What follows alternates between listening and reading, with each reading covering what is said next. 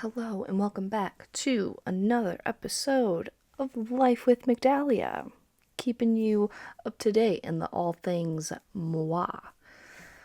I I need to be so for real. So those of you who don't know me like personally, I mean not many people I guess really know this about me. I'm very much into cinema, like movies, TV shows, facts about actresses and actors, and like behind the scenes facts, all, what to know. And I'm also really picky about what I like to watch too. So it's like very difficult for me to even get into a TV show. And I've always had a hard time with it. If a TV show does not capture my interest within, I don't know, the 10 seconds that plays on any trailer, Netflix, whatever, I'm not interested. Like, it took me so long to get into the 100 because I don't like anything to do with space. But it turned out to be a really good show after I got past the concept of space. And then Breaking Bad was another one. Didn't really think about it. I had to get through 3 goddamn seasons just to. Milo, can you stop snoring? Just to get past like the boring whatever. But speaking of which, I'm still like not going to work full time as of this moment. So I mentioned in previous episode that I've just been watching TV shows, and one of those TV shows is 13 Reasons Why, and this is the second time I'm watching it. Such an amazing show.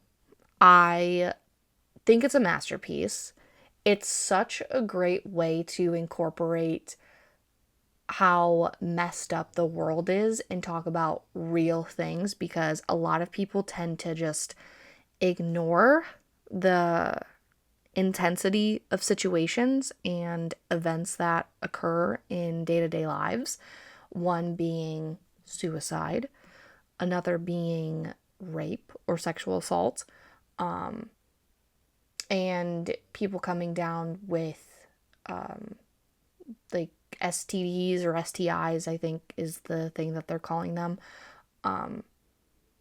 and just grief and everything that comes to terms with like life. But this might be like a couple spoilers that I'm about to mention, so if you haven't seen it and want to see it, like ignore me, I guess. I hate how they killed off Justin Foley's character at the end. Like, he ended up getting AIDS from his time down in like where he was and getting addicted to drugs. But it just like breaks my heart. And the main character in this whole thing, Clay, I feel so bad for him because he has to deal with the death of not only the girl who kills herself because he was in love with her, but he also has to deal with another guy he was super close with, or like a school friend. He found his body, breaks my heart, and then has to deal with the guy that he ends up being best friends with, and like his parents adopt because Justin's mom is like a complete drug addict. Like, that is so freaking sad. I don't even know why I said frickin'. It's so fucking sad. Like, what am I, in middle school? But it also takes me back. Milo. Dude. Get it together. Yeah. Chill. Focus on your breathing, please. It takes me back to high school and just the mentality of it, I guess, of how I miss certain aspects of high school. And I'm not saying that because of like death and suicide. I'm just saying like that sounds so bad going from this to that. I'm just saying like going to class and hanging out with friends and thinking of everything of how life was so simple back when we were like in high school, not having to worry about bills, not having to worry about some people have kids now, like not having to worry about your own children or, the day-to-day life. It was so simple as of, for most people, I'm not saying all because given the show, everyone had their own internal struggles and you just thought it was never going to get better. But it gives the theme of like, that's how life is with the ups and downs. It's just life back in high school was super simple. And then, like, I had not come to terms with being gay, and I was pretty oblivious to all of that. Let's be real, I was oblivious to a lot of things. But it's just making those memories and hanging out with friends and, like, redoing it, I guess, has me thinking, like, I wish I would have done better in high school. I wish I would have joined clubs. Honestly, I wish my parents would have forced me to go into a damn club so that way I could make better friends. Because I was super, like, introverted, I guess. But I was also extroverted. Like, I would talk to people, I would have a good time. But I never did any extra, like, activities. Unless it was skills. I went to tech for graphic design. And if you don't know what tech is, some people call it pan cow or something. I don't know. I don't even know if that's correct. But it's basically just the career thing out of high school. So they'll bus you from your high school to a different building to learn about what you're interested in. So tech was culinary, construction. I think they added that a couple years ago. Automotive, IT, cosmetology. Like, it was just another school that you went to strictly for careers. And I did photography, so I did some after school activities, I guess, but it was so rare. And then I would do like the competitions for photography, and I ended up taking fourth place both those years because it was a 2-year program. You joined junior year, which I also had an interview for. Like, they only had 2 spots for people in the PM because it was divided up into PM and AM. So they had 2 spots for each, and I interviewed along with multiple other students, and I ended up getting picked. So that was where I met a good friend of mine. Her and I aren't really, like, I guess friends now, but if she were to text me and be like, "What's up?" I'd have a conversation with her. Like, I have no problem. Her and I were close. And it was also where I met the guy that I lost my virginity to. That's a whole nother story for a different day because that's a mess. And it just kickstarted a lot of things, and it was very beneficial. I also ended up meeting one of my favorite teachers there. That's where I fell in love with graphic design, and I could really use it to help my creative outlet. But yeah, I'm just watching 13 Reasons Why has made me think about high school and the day-to-day stuff where I wish my parents would force me into other clubs. Like, I tried going out for softball, but it was to the point where I was so, like, it would have been my first time and I had no idea. So I was kind of just intimidated by all the other girls who were there and their knowledge. And I kept thinking, how the hell am I going to catch up with these guys? What if I'm not any good? And I had that thought so many times throughout high school of, what if I'm not any good at this? Because I'm a perfectionist in the way where if I'm not good at something, I get, like, intimidated. and it makes me feel bad, which is ridiculous. I know. Trust me. I know. I've gotten better as I've gotten older. Like, the whole quote of, it doesn't have to be perfect, just make it into reality. Just make it first and you can fix it later. But I'm also, like, reading a book, which I would do a lot in high school because I didn't have a lot of friends, and my parents were pretty strict about me with my electronics. So I read a lot because I would always get my phone or iPod taken away. And I would read mostly fiction, but as an adult, I've kind of more so wanted to have more growth, like mental growth, I guess. So as a way to, like, my relationship isn't bad. And what I'm about to say is no way or shape me saying that. It's just, I haven't had many relationships in my life, which goes hand in hand with something that I'm going to say soon. I haven't had many relationships in my life, and I haven't had much practice, is basically what I'm trying to say.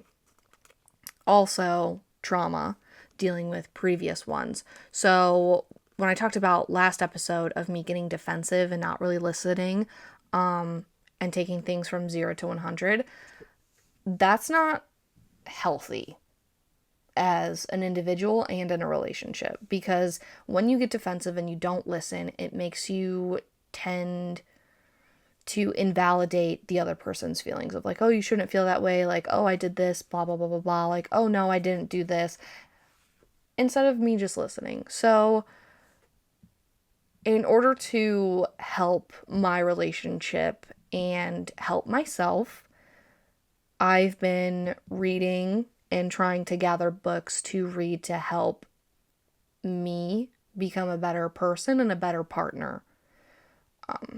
And the other thing that I was going to say is, this is exactly why I think teenagers should date in high school. I was super awkward. This should have been like a flag to me that I was more into women than men, because every time I would have, like, any type of boyfriend, I would immediately get uncomfortable. I immediately thought that I had to change the way I acted, as in more mature, I guess. I don't fucking know. And I would break up with them within a week or two, and I never really kissed them. Like, thinking about kissing them made me uncomfortable, so I would just end it. And it kind of made a mess of things, not gonna lie.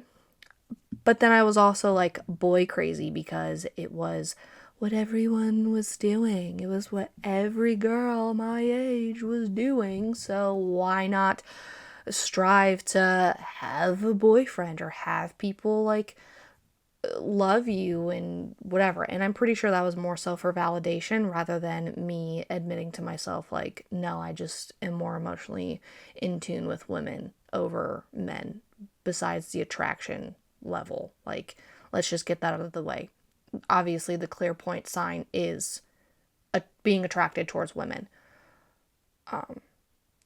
But those also go hand in hand. Like, I should have seen those signs of, like, but it never occurred to me. Except for one moment when I was 11 and I had this crush on a girl named Vanessa, because she was masculine presenting. I didn't know what the hell I was thinking. I didn't know the difference between masculine and feminine. I had no idea. I just knew that she looked more like a guy and she was very masculine presenting as an 11, 12-year-old girl, and we were in middle school together, and I kept looking at her. I was like very much interested in her, and I was like, wait, I can't like her. She's a girl. And I kept telling myself that, and nobody ever like stopped me to be like, that's not a problem. Like, you can still like another girl. Like, I never told anybody that. I never told my friends in middle school that. And that was like the pinpoint part of it. Because let's be for real. Sexuality is sexuality. Like, what's the main word stemming from that? Sex. We're not having sex at 11 or 12 years old. I also knew that I was like super awkward about going into Victoria's Secret because of lingerie and having the fear that somebody was going to catch me staring.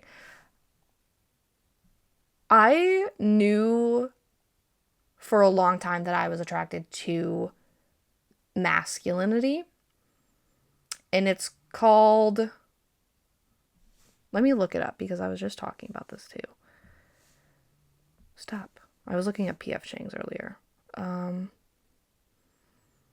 What does it mean to only be attracted to masculinity? It's like androsexual. Yeah, androsexual is a term for sexual orientation centered on attraction to men and or masculine qualities, regardless of the person's identity. And I made that pinpoint like 2 years ago, because even prior to that, I was like, oh my God, bisexuality. Which I tried to, and then one of my exes that I told that I was with, like, freaked out, and it was just a terrible experience. I was like, I don't want to talk about that ever again. And then after we broke up, I didn't really think more about it until I was face to face with a masculine girl and realized, oh, okay, this is crazy. But overall, I think that's something else that we can wait to get into. Back to the point that I was making. Me trying to have self-growth and be a better partner and being a better person. I'm reading a book right now called What to Do When You Feel Broken by Dr. Laura Williams. And it's just about how to let go of negative patterns, heal your relationships, and find freedom. And there's lots of points that she's making that I have highlighted. Now, when I was younger, I never like highlighted in a damn book, nor did I ever write in one, because I was like, no, it needs to be pretty. Yeah, I've changed as, you know, in my age. Which, oh my God, I'm about to be, y'all, I'm closer to turning 30 than I am being 23. Like, it's disgusting.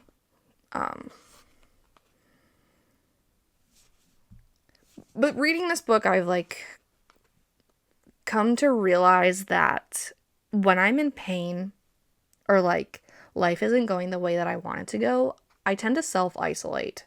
And reading this book, like, one of the things that I highlighted was I was pushing people away from my pain. I do that. And maybe other people do it too.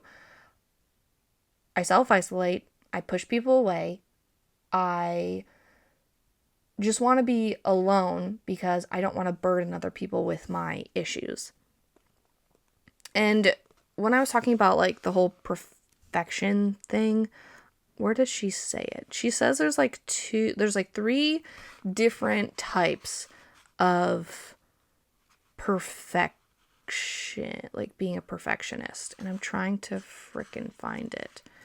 No.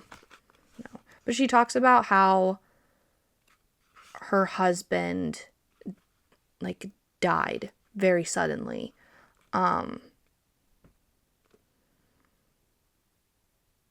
Okay, I found it.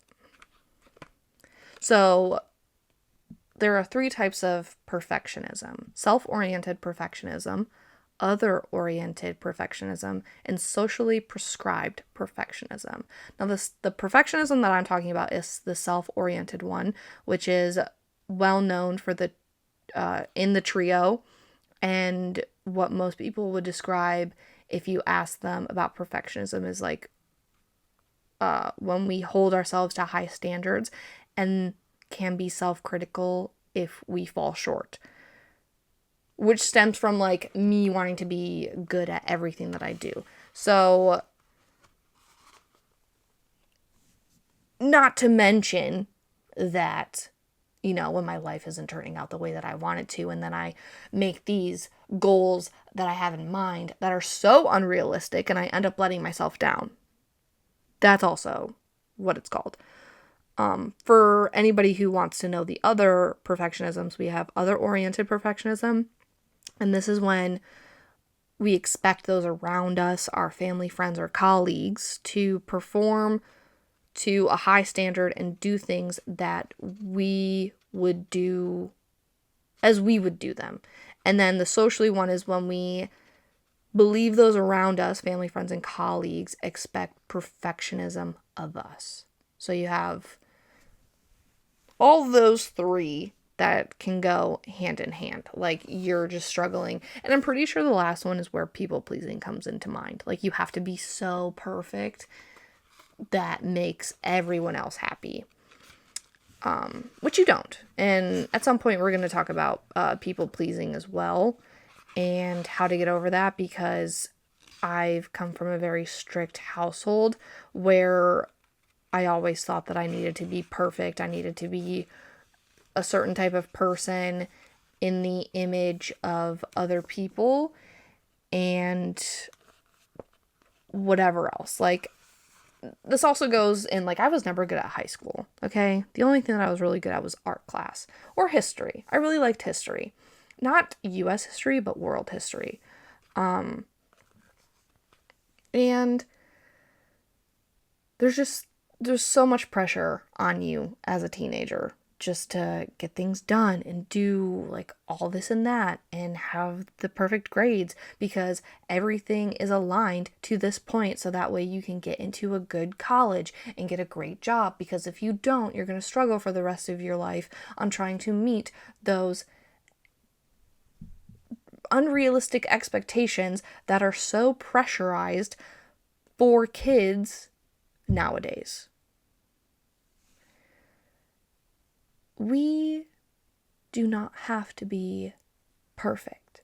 You do not have to be perfect.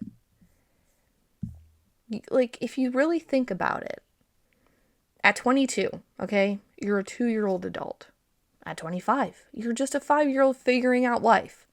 By 28, you're still only an 8-year-old in the real world. I keep hearing this thing of like your 30s or your new 20s. I hope to God I never have to redo my fucking 20s. This day and age right now is probably the hardest life I hope will ever fucking be.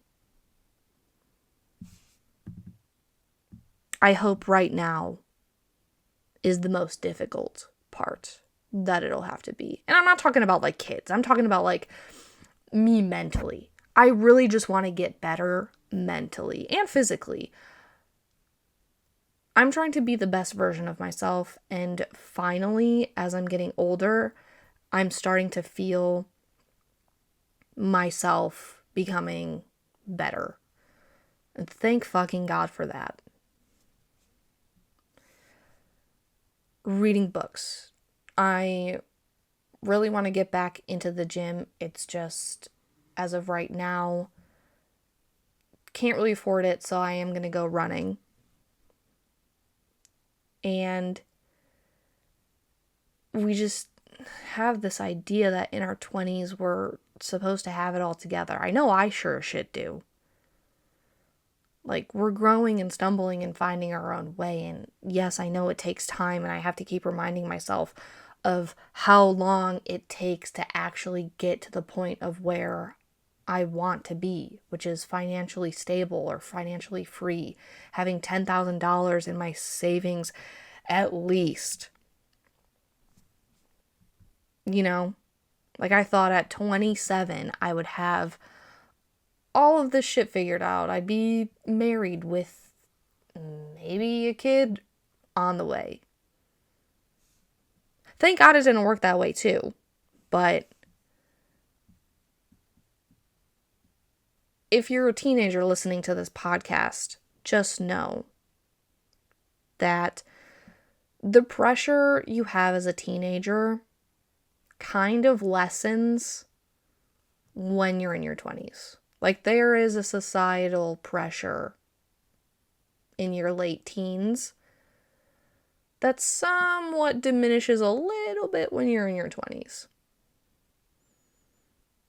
I don't think that feeling ever really goes away until you finally decide to say, fuck it. Fuck them. Because it's nobody else's life. You know what I mean? Like, you have to do you. You have to think about you. Don't think about other people's assumptions of you or their opinions. Another thing that gets me through it is like, if I wouldn't take their advice, I will not take their criticism.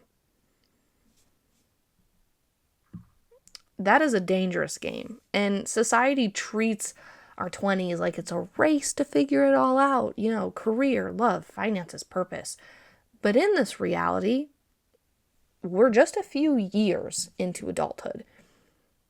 If you think about it, adult years being 25, 5 years after technically being an adult, because I guess legally you're an adult at 18.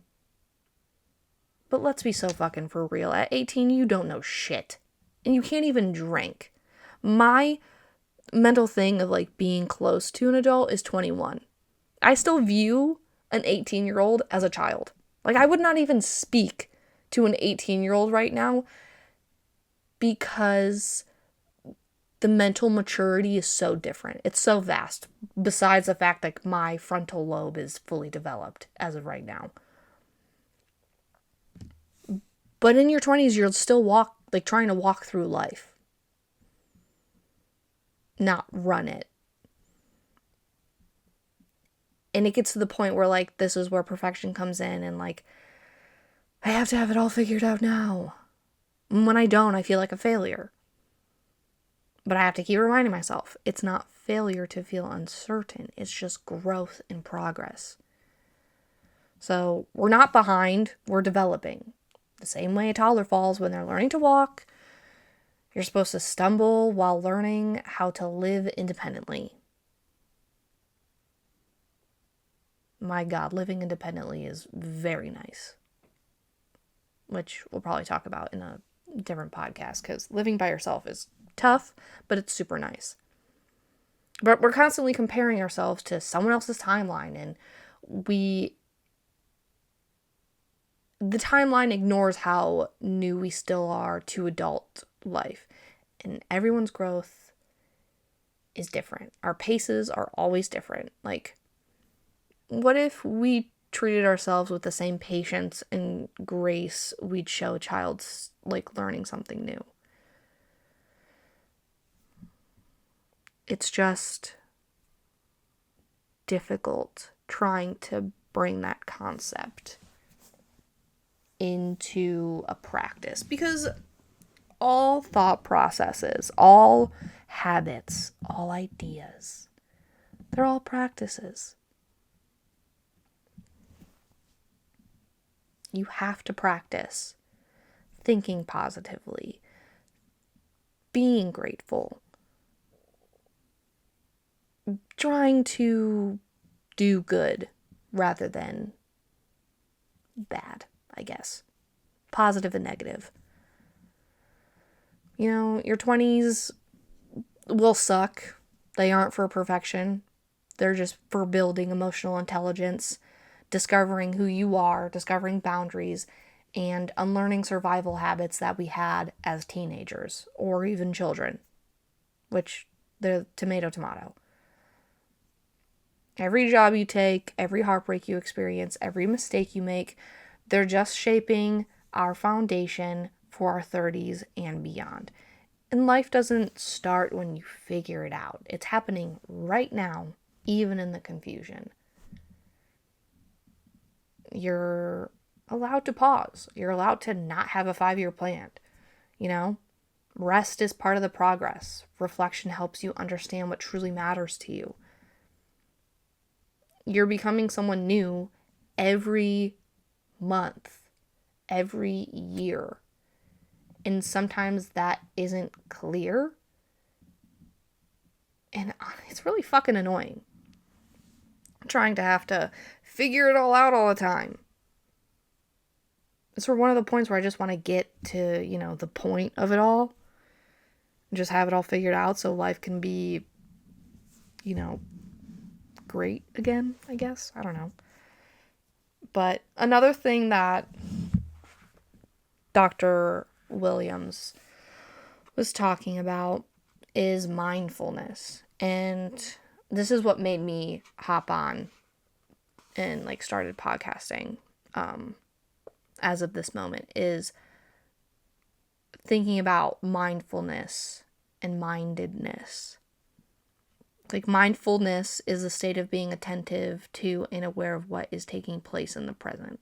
And this is for pretty much meditation, because I'm always a think in the future type of person rather than a here and now type of person. And being mindful doesn't involve having the perfect setup. It just involves, being present right now. And another thing that I highlighted is attunement is that ability to be present with, acknowledge, recognize, and really feel our feelings. And it's the opposite of the avoidance of emotions that she mentions earlier on. And where are some other things that I highlighted? Mindfulness is one of the key components to knowing your own psychology in the here and now. It simply means taking the time to sit with and explore your true feelings. You don't have to go above and beyond. You don't have to have a pillow or a yoga mat. Just sit in your own thoughts and feelings wherever you find convenient. In a rocking chair, on your bed, in the shower.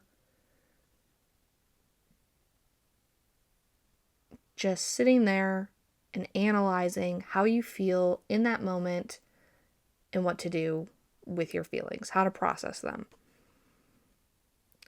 And I agree with her when she says mindfulness to me is a way of protecting your peace. Because once you kind of hone in on your emotions, you don't really get angry a whole lot.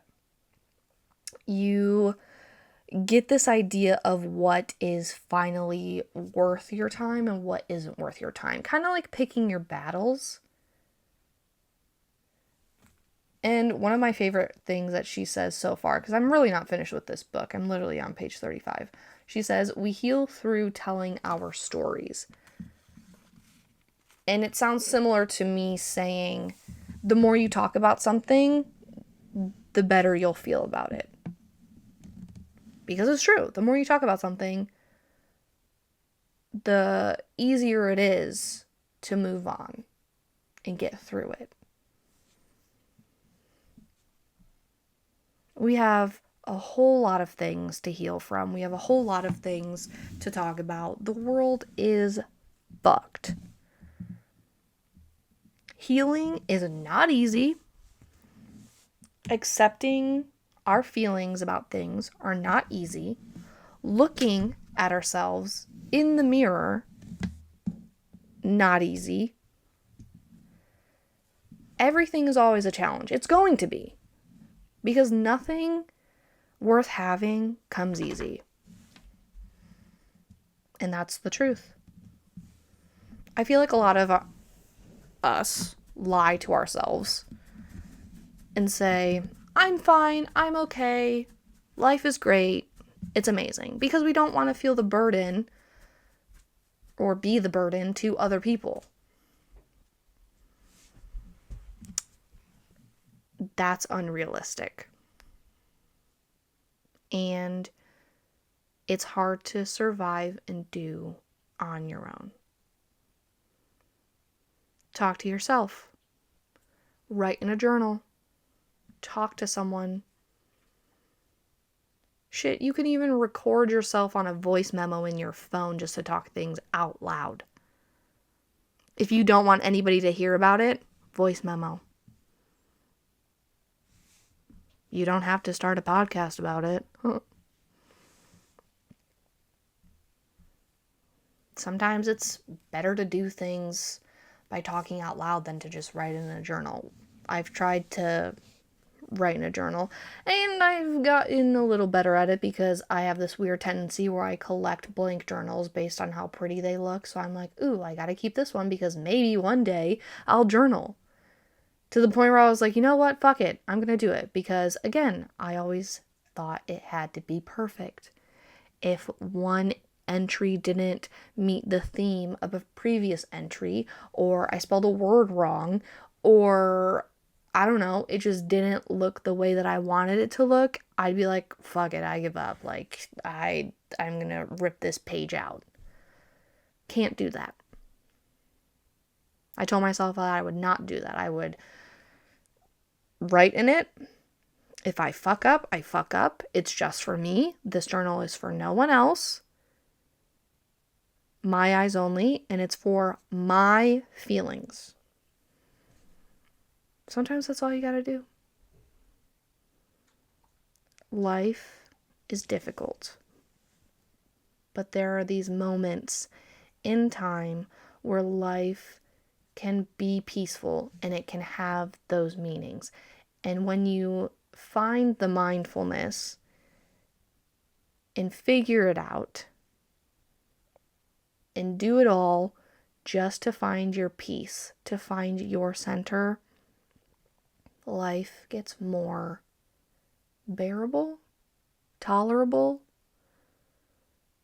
better, because we can heal from things a lot quicker. We can find our own method to get through it, because everyone's method is going to be different. I thought mine was self-isolation and just sitting here and watching TV shows and doing A, B, C, D, E, F, G. It wasn't working. It was harming myself. It was harming my mental health. It was affecting my relationship. And at some point I just had to decide, this isn't what I wanted. I don't want to do this. I want to get better. And here I am, doing just that. Reading the materials, doing the work, writing in this book, writing in my journal, writing to myself, like on my notes app. It's up to you to do the work. And it's going to be easier to do that in your 20s because our 20s are about struggling and figuring it all out, right? Make the habit now, in your 20s. So that way, if and when you want to form a better relationship with yourself or someone else, you have the tools to do that. Or something really fucked up happens and you don't know how to move on, you'll have these tools to get through it. And you'll have a healthy outlet. Or if and when you do have kids, or you have kids now and they get older, and you can help them figure it out and find healthy ways to move past whatever problems they're facing. you don't ever have to do things alone. And I feel like a lot of us choose to do it alone because most of our childhood was faced with people who thought we were burdens. Like, I don't know if your parents ever did the, don't cry, I'll give you something to cry about. Or when you were emotional, they would be like, you're too goddamn emotional. Shut that shit off. Rub some dirt in it. Like, they wanted us to suppress it rather than face it. And that's not how you do things.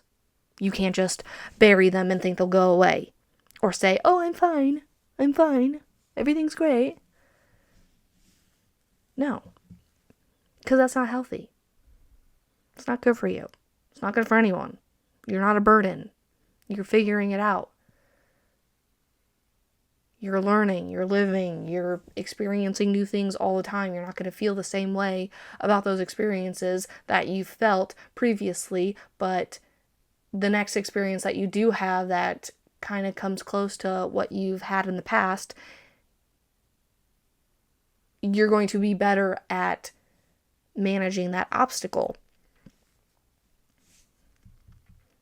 You will get better at figuring it out and thinking on your feet.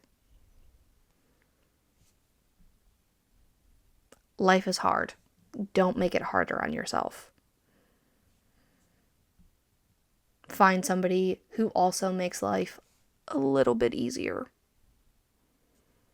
Find friends who make life a little bit easier. Same for methods. Find methods and helping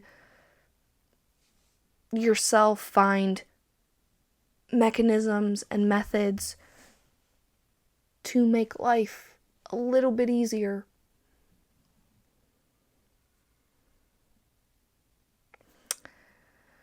I guess that's all I really got for today.